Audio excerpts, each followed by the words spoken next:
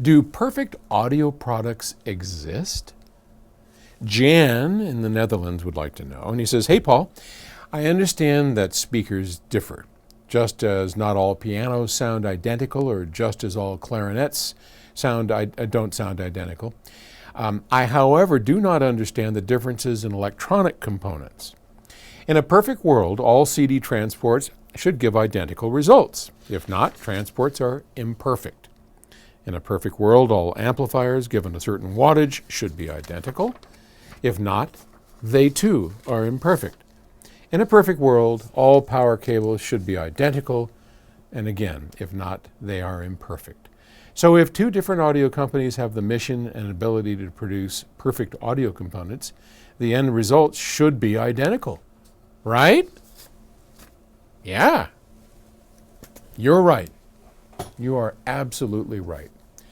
Unfortunately, there is no such thing as perfection. Perfection, my friends, is a myth. It doesn't exist, especially in a complex world. Just like originality doesn't exist. We all borrow on what has come before us. In fact, someone was saying the perhaps the only original thing ever was the Big Bang. But that's off on another subject. There are no such thing as perfect products. So everything that we do is flawed by its very nature. And that's true with, look at me, right? I am as flawed as they come. One could say, within your parameters, you're perfect. Yeah, but I'm not perfect. You're not perfect. This bench isn't perfect. This fan isn't perfect.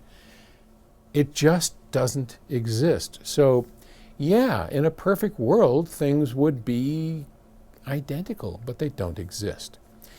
So, what we do is we set standards. We say, well, given that there is no such thing as perfection, then we will set standards.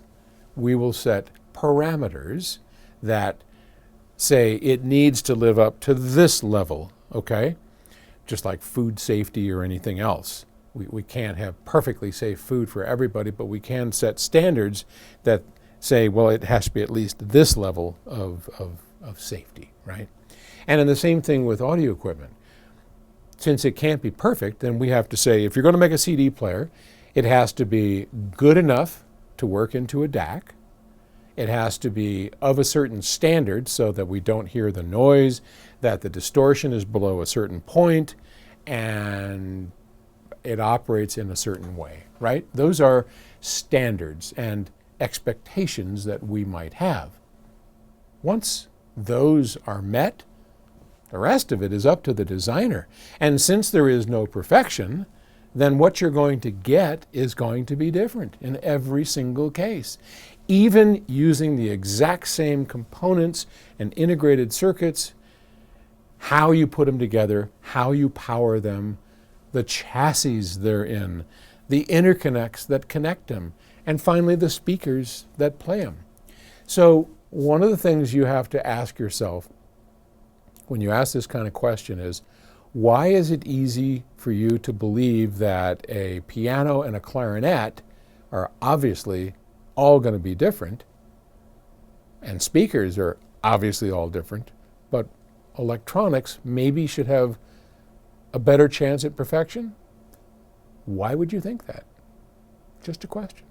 Okay. Thanks. Appreciate it. Something to think about. I'll talk to you tomorrow. Bye.